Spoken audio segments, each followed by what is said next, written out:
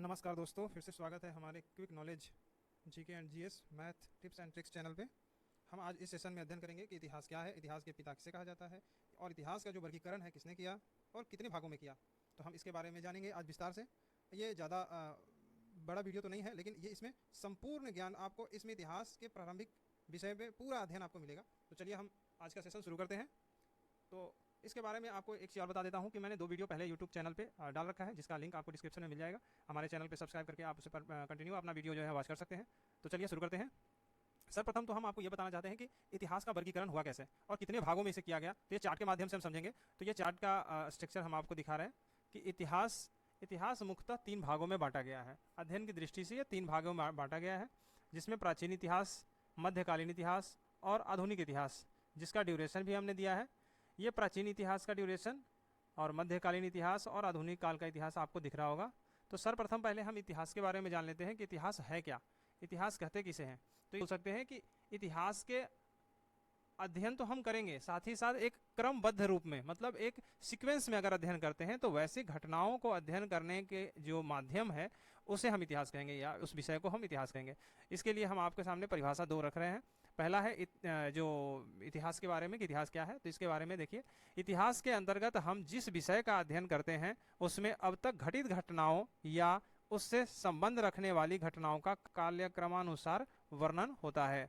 पहला तो यह है।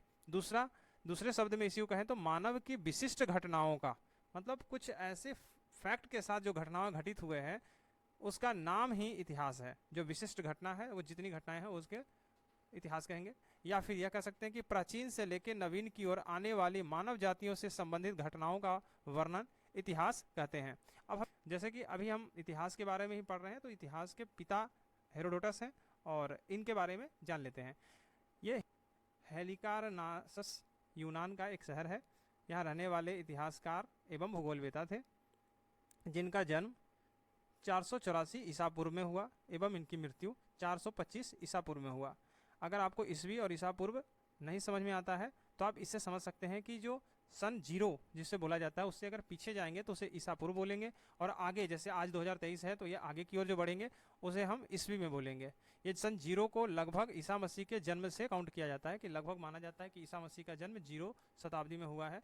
तो उससे पहले के जो समय है उसे ईसा पूर्व में बोलते हैं और उसके बाद का ईसवी में बोलते हैं। अगर इंग्लिश में बोलें तो इसे पहले का जो ईसवी से पहले जिसको ईसा पूर्व बोलते हैं उसे इंग्लिश में BC से इंडिकेट करते हैं, और आज के डेट में जो चल रहा है उसे AD कहते हैं।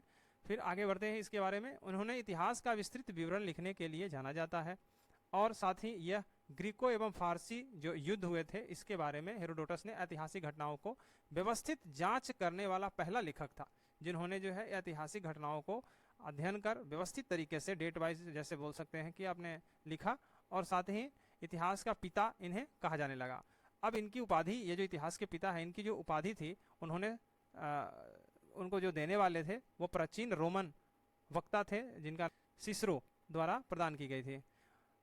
साथ ही इनके द्वारा लिखी पुस्तक जिसका नाम है हिस्टोरिका इनके द्वारा रचित पुस्तक है। अब साथ में हम ये भी जान लेते हैं कि जैसे इतिहास का जो वर्गीकरण किया गया है, जैसा कि हमने आपको बताया प्राचीन काल, मध्यकाल और आधुनिक काल में, तो इसके बारे में हम जान लेते हैं कि इसका वर्गीकरण किसने किया।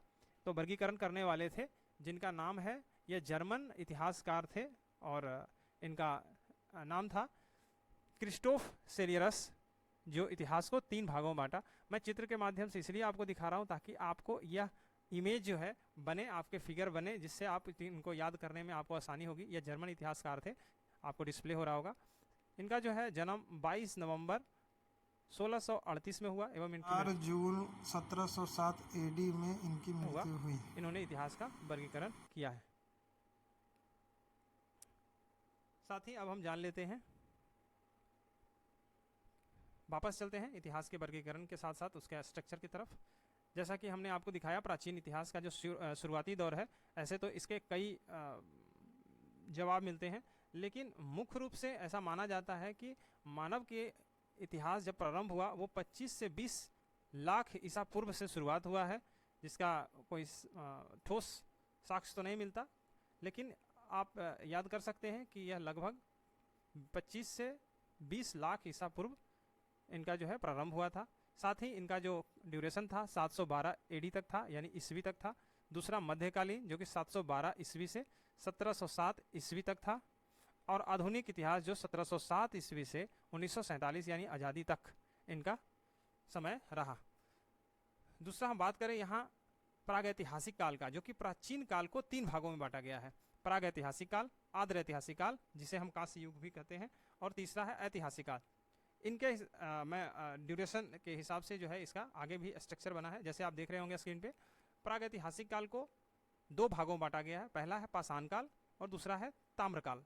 यह जो ताम्रकाल, कांस्य काल और लौह युग जो ये लिखा गया है, इससे ये पता चलता है कि आप इस काल में तांबे के बारे में, और कांस्य युग में कांसे के बारे में, और लौह युग में लोहे के बारे में आप पूरी तरह से आदि मानव जान चुके थे। तो फर्स्ट हम पहले चलते हैं मध्यकालीन इतिहास का जो बारे में वर्णन जो हम करेंगे वो बाद में नेक्स्ट वीडियो में करेंगे। फिलहाल हम प्राचीन इतिहास का हम वर्गीकरण करते हैं, जिन्हें 3 भागों में बांटा गया है, प्रागैतिहासिक काल, आद्र ऐतिहासिक काल और ऐतिहासिक काल। जिसमें प्रागैतिहासिक काल को 2 भागों में, पाषाण काल और ताम्रकाल में विभक्त किया गया है। पाषाण काल को फिर 3 भागों में बांटा गया है। उसके बाद हम आपको डेट बताएंगे, जैसा कि आपको डिस्प्ले है। पूर्व पाषाण काल, मध्य पाषाण काल और नव पाषाण काल। पूर्व पाषाण काल का सेंस ये है कि आपने आदिवासी के जो रहन सहन और ये जो भी करते थे वो सिर्फ 2 कारणों से करते थे, अपना जीविकोपार्जन के लिए और शिकार करके अपना जीवन जैसे भी हो, और जानवरों से बचने के लिए। बस ये 2 ही मुख्य इनका लक्ष्य था उस टाइम, कि उनका जो है पहला लक्ष्य ये था कि वो जैसे भी हो भोजन को प्राप्त करें, जानवर से या कैसे भी पेड़ पौधे जैसे भी हो उनसे अपना भोजन प्राप्त करें। और दूसरा, आप रहने के लिए जैसे भी हो शिकार करके या पेड़ों पे रहने के लिए, अपने बचाव के लिए जो भी संभव हो सके इस काल में लोग प्रयत्न करते थे। इससे संबंधित जो रहने के साथ साथ जो औजार मिले हैं, पाषाण काल में सारे औजार आपको उनके द्वारा बनाए गए, पत्थरों से बनाए गए औजार था, जिसमें पूर्व पाषाण काल के जो हथियार औजार था, जो भी उस समय का इक्विपमेंट्स मिला है, वो काफ़ी वजनदार और इसका प्राप्त हुआ है। 25 लाख ईसा पूर्व से लगभग 8,000, कई जगह पे 12,000 ईसा पूर्व भी मिलता है। यह पूर्व पाषाण काल का ड्यूरेशन रहा। इस टाइम में आदिवासी आग जलाना सीख चुके थे, पर इसका पूर्ण रूप से प्रयोग नहीं करते थे, पर आग जलाना ये जान चुके थे।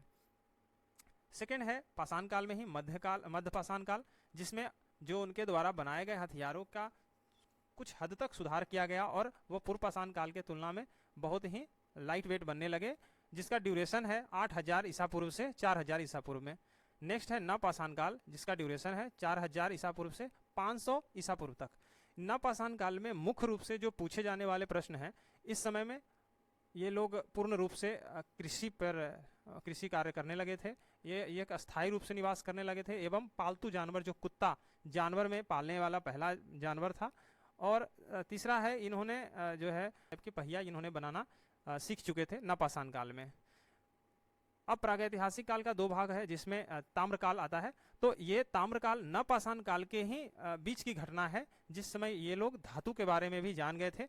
जैसा आपको पता होगा, ताम्रकाल में 3,000 ईसा पूर्व से 2,000 ईसा पूर्व का ड्यूरेशन है, जो कि नवपाषाण काल के बीच का ही है। यानी कि हम कह सकते हैं नवपाषाण काल के समय में ही ताम्रकाल का जो है उदय हुआ, और इनके बीच में ये इसके बारे में जान चुके थे। नेक्स्ट है, जैसे ताम्रकाल खत्म होता है उसी टाइम ये लोग आदिवासी जो भी उस समय के थे, उन्होंने जो है तांबा से कांसा बनाना सीख चुके थे। और तांबा से कांसा का मिलाकर, जो टीन को मिलाकर कांसा जो बनाते थे, उसके कारण उस समय कांस्य युग शुरू हुआ, जिसे आद्र ऐतिहासिक काल में कांस्य युग माना जाता है। अब इसका ड्यूरेशन है, इसके हिसाब से पहले इनको 2 भागों, सिंधु घाटी सभ्यता में जो ड्यूरेशन है वो है 2400 बीसी से 1700 बीसी, यानी ईसा पूर्व से 2400 ईसा पूर्व से लेकर 1700 ईसा पूर्व में है। ये गेजेटियर के अनुसार है। कई जगह पे आपको 2500 ईसा पूर्व से 1750 ईस्वी पूर्व तक भी आपको देखने को मिल सकता है सिंधु घाटी सभ्यता का जो ड्यूरेशन है। दूसरा है वैदिक सभ्यता, जो ये आद्र ऐतिहासिक काल का 2 भाग है, जिसमें वैदिक सभ्यता आते हैं। वैदिक सभ्यता का जो ड्यूरेशन है 1500 ईस्वी पूर्व से लेकर 600 ईस्वी पूर्व में है। इसे भी 2 भागों में बांटा गया है। पहला है ऋग वैदिक काल, जिसमें 1500 ईसा पूर्व से 1000 ईसा पूर्व तक है। और दूसरा है उत्तर वैदिक काल, जिसमें 1000 ईसा पूर्व से 600 ईसा पूर्व के ड्यूरेशन है। इसके बाद उत्तर वैदिक काल की समाप्ति के बाद ही ऐतिहासिक काल का प्रारंभ हो जाता है, और ऐतिहासिक काल को ही लौह युग कहा जाता है, या लौह काल भी कह सकते हैं।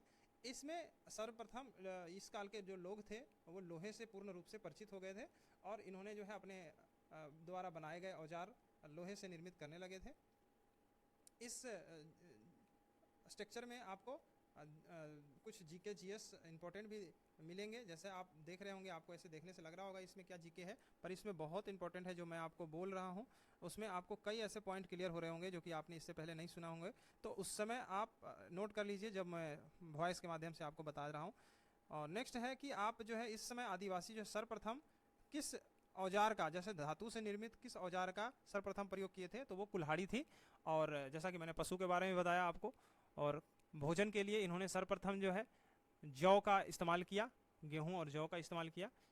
फिर ऐतिहासिक युग जो शुरू होता है वो 600 ईसा पूर्व से 712 ईस्वी तक है। इस बात को ध्यान रखिएगा कि मैंने ईस्वी बताया है, 600 ईसा पूर्व से 712 ईस्वी है।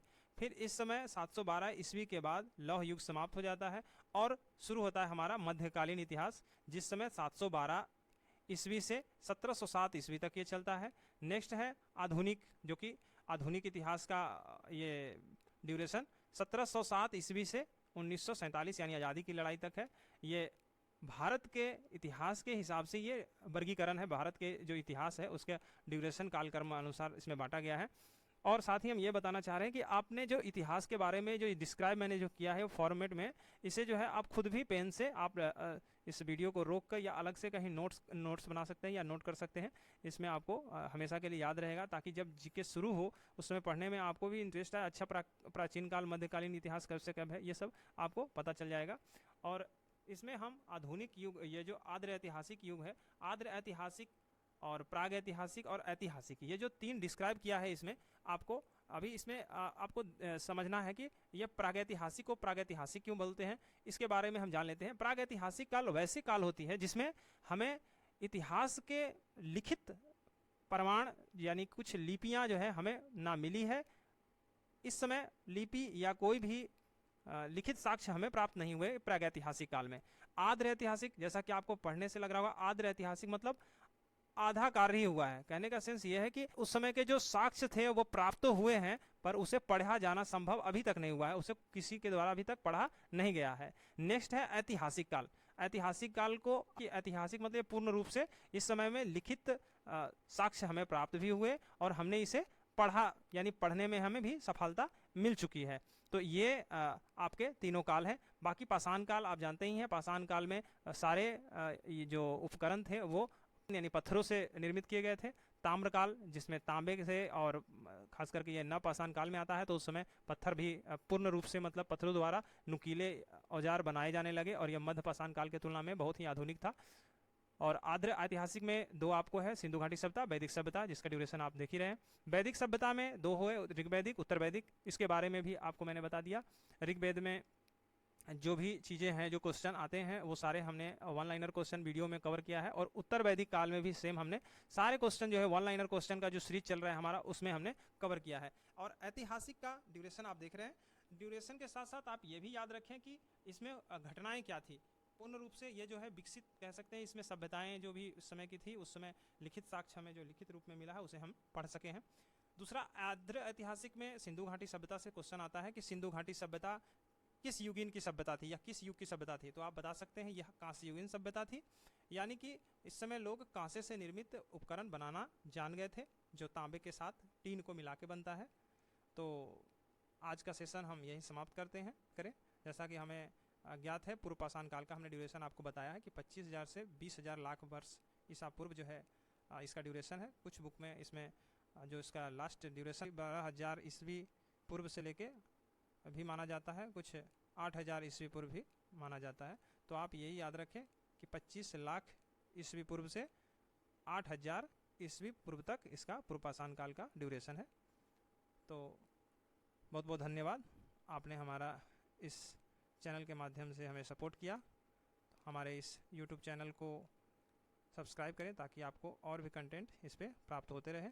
आप हमें इंस्टाग्राम, ट्विटर, फेसबुक, यूट्यूब पर भी फॉलो कर सकते हैं। मैं जब भी वीडियो डालता हूँ इस पर भी लिंक शेयर कर देता हूँ, जिसे आप फॉलो कर सकते हैं। धन्यवाद। जय हिंद।